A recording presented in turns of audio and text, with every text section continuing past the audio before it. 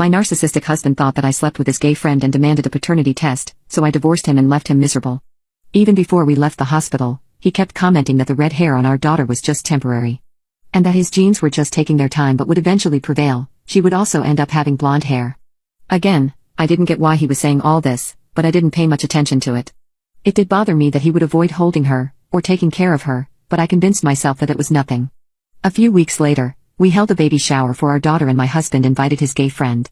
I surprisingly got along with him since we had a lot in common, and we talked a lot during the party. He also had red hair, but it was obvious that he had dyed it from black, while me and my daughter were natural. He was constantly complimenting how my daughter had the best colored hair and I was really happy. But my husband would sometimes interrupt us, and once again exclaim that the red hair was only temporary. I ended up asking him why he was so adamant on this topic. He explained that since our son had blonde hair, it meant that all our children should be the same because that's how genes work. I tried to explain to him that that wasn't the case at all, but he didn't listen. Anyway, a few days passed and I thought that my husband had finally dropped the topic. But out of nowhere, he came up to me and began demanding a paternity test.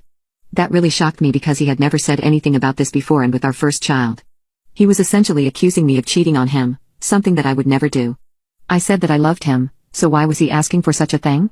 He refused to explain and just said that he wanted to be sure. I asked, be sure of what? And kept pressing him to tell me why he was being so suspicious. Being accused of cheating was actually very painful for me, and I wanted to know how he came to that conclusion. After a bit more pressing, he finally cracked and blew up on me while telling me the reason. I saw how you kept talking to my friend at the party. You never talked that much with another guy, so it was obvious what was going on. I knew that my genes would never lose to yours. So the only reason that your second child has red hair is because she isn't my daughter. You probably slept with him and kept it hidden from me. He also has red hair, so it explains everything. His reasoning was absolutely ridiculous, and I reminded him that his friend was gay and already married to another man. Also, he had dyed his hair and his natural hair color was black.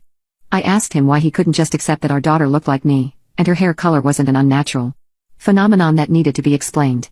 But he kept telling me to shut up, and that he was getting a paternity test no matter what. The weirdest part was that he wanted a paternity test between our daughter and his friend, instead of our daughter and him. By that point, I had already broken into tears because he was refusing to believe me no matter what. He said that he was leaving, and wouldn't come back home until I had gotten that test done and proved that he was right, and that I had cheated on him. The moment he left, I hugged my daughter and son close to my chest, and cried for a good hour. Then I called my sister to come pick me up because I was leaving. I packed all my clothes and took my kids with me. I just texted my husband that we were over, and that I was going to divorce him. It turns out, he wasn't expecting me to fight back and thought that I would do exactly as he said. He quickly began apologizing for doubting me, and urged me to come back home with the kids. He sent me selfies to prove that he hadn't stopped crying, and was miserable without me. Apparently, he had also accused his gay friend of infidelity, and gotten punched by his husband. The news of his accusations had spread and his entire friend group had cut him off, so he was completely alone now. He said that me and the kids were all he had. But while he was typing, he messed up and ended up saying that his suspicions were 100% justified. So I just blocked him after saying, "Kids? I thought you said you only have one kid. But don't worry, they will be taken care of by someone who loves them for who they are, and not just their hair color."